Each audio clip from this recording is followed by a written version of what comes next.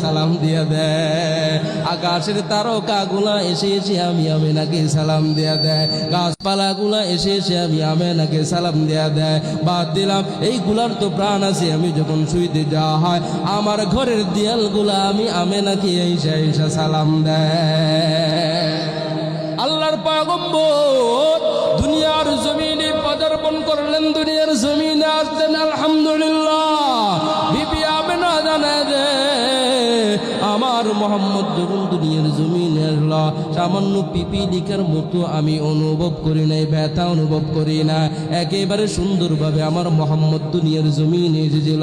অন্য অন্য বাচ্চাদের খতনা করাইতে হয়, আমার মোহাম্মদ জান্নাত থেকে খতনা হয়ে দুনিয়ার জমিনে এসেছি।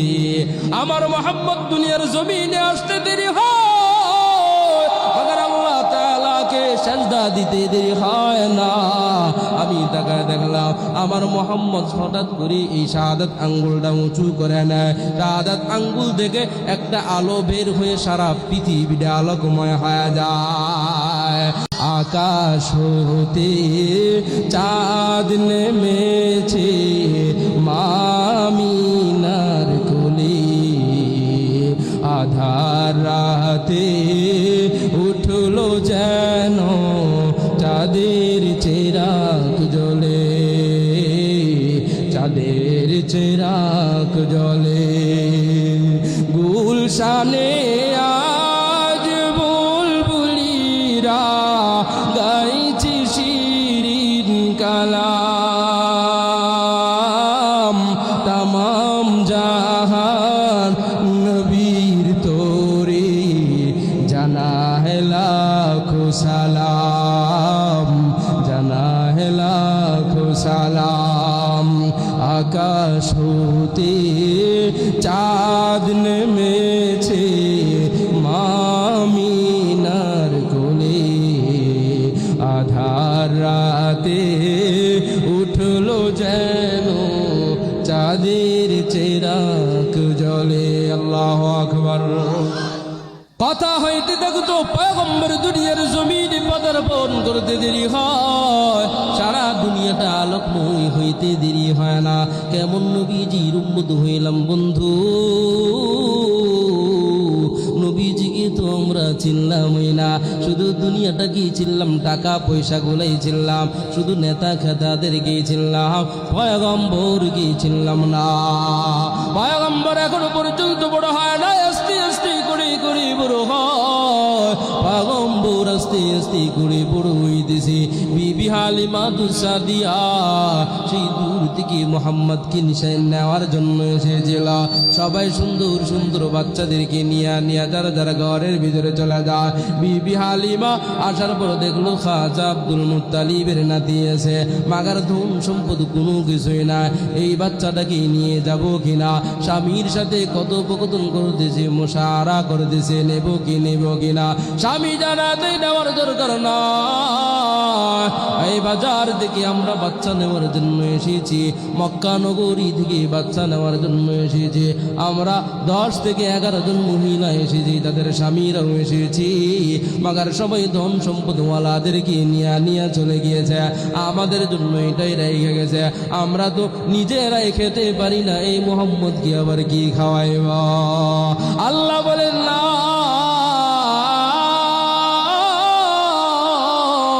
আমার মোহাম্মদকে নিয়ে দেখ, আমার মোহাম্মদ যে কত বরকতপূর্ণ, কত বরকতওয়ালা তুই চিন্তাও করতে পারবি না।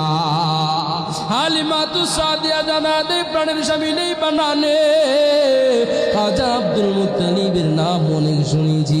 এই মক্কা নগরীর ভিতরে বসবাস করে সম্ভ্রান্ত ফ্যামিলির, ওর বাচ্চাটাকে একটা নজর দেখলে তোর কোনো সমস্যা নাই। ভাই যাও যাও দেখে আসো, এত সুন্দর বাচ্চা সিরাতের কিতাবের ভিতরে পাওয়া যায়। বিবি হালিমা সাদিয়া কাপড়টা সরাইতে দেরি হয়, আমার আপনার পয়গম্বর মোহাম্মদ আরবি এত সুন্দর একটা চাহনি দিয়া দেয়, বিবি হালিমা সাদিয়া আনন্দে আত্মহারা হয়ে যায়। আরে এত সুন্দর বাচ্চা জীবনে স্বপ্নেও দেখি নাই, কল্পনাও করতে পারি না। স্বামীকে জানা দে, এরে প্রাণের স্বামী আমার, আমি এই বাচ্চাকে না নিয়ে বাড়ির ভিতরে যাইব না।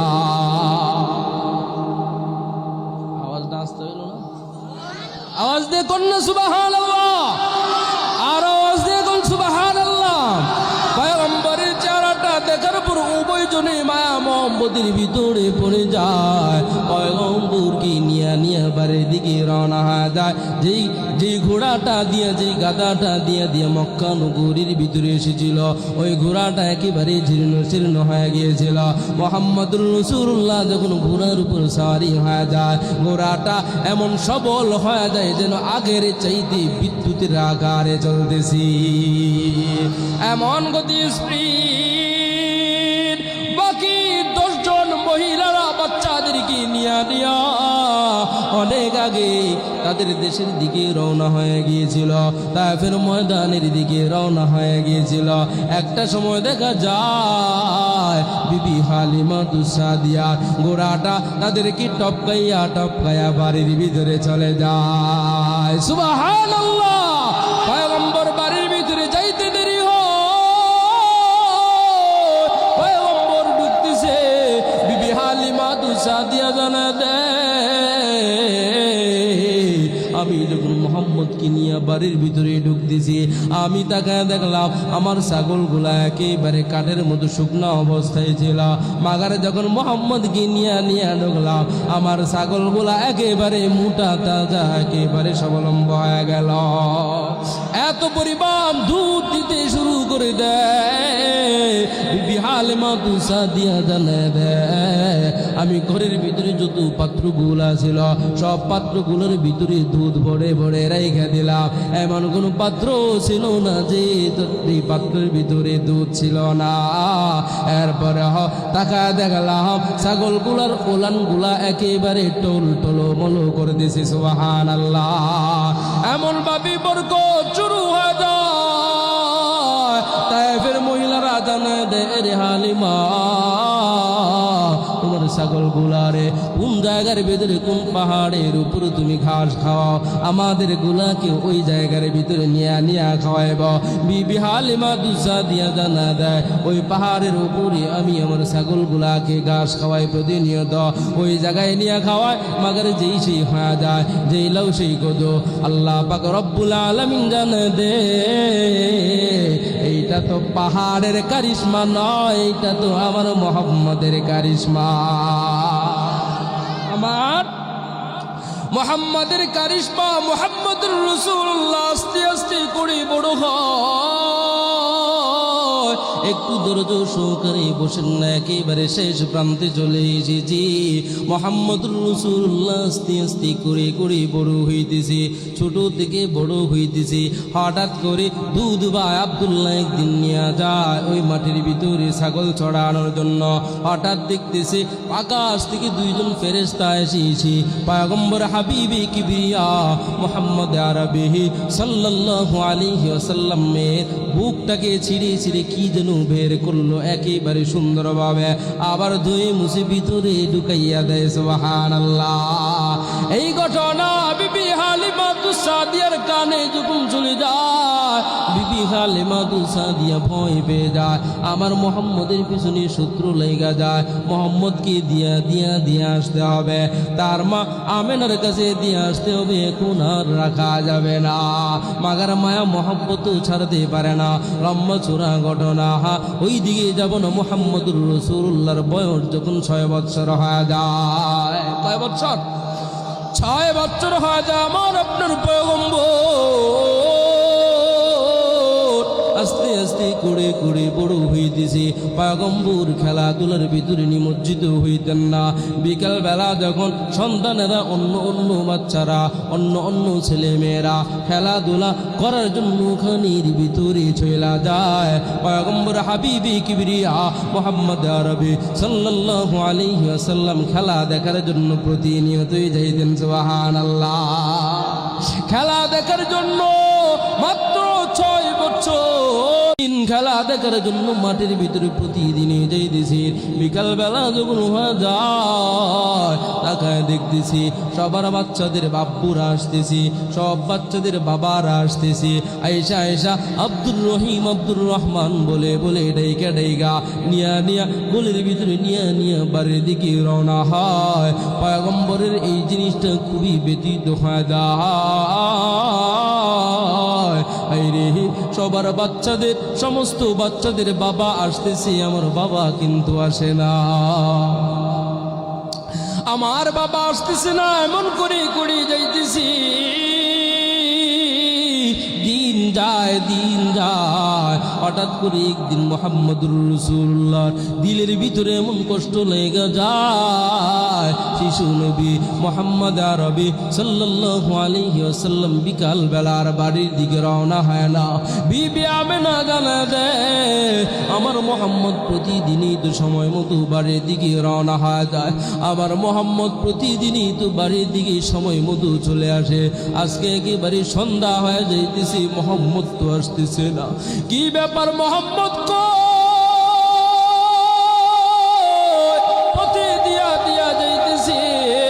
আবু জাহেল এখনো পর্যন্ত খারাপ হয় না।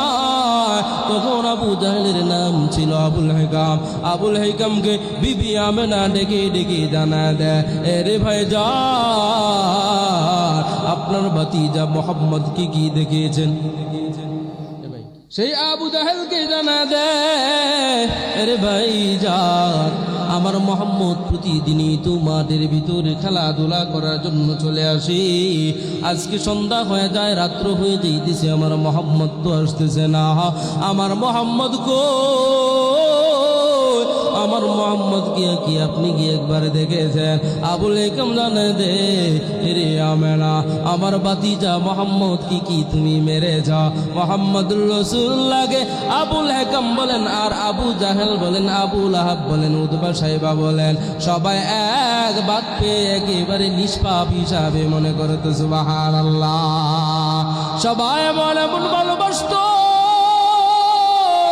শিশু মোহাম্মদকে নিজের সন্তানের চাইতেও বেশি বেশি করে মহব্বত করতো আর ভালোবাসত। আবুল হেকাম জানে দে, না দেখি নাই মোহাম্মদ কই, চলো মোহাম্মদকে একটু খুঁজে দেখি কোন জায়গার ভিতরে আছে। মাঠের ভিতরে ডাকতেছে, মোহাম্মদ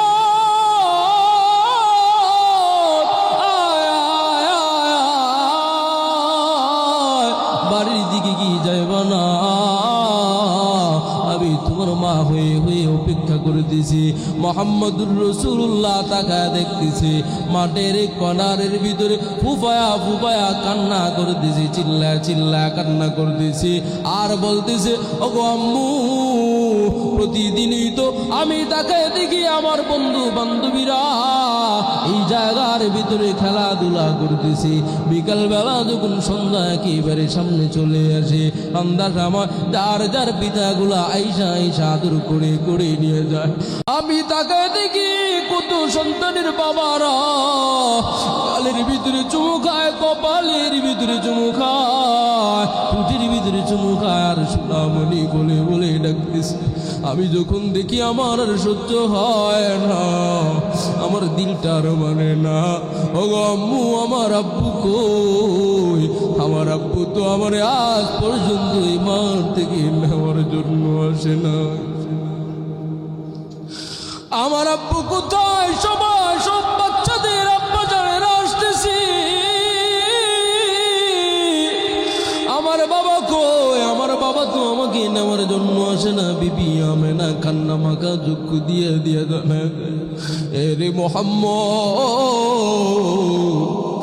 তোমার বাবা অনেক আগেই তুমি দুনিয়ার জমিনে আসার পূর্বে ইন্তেকাল করে চলে গিয়েছি।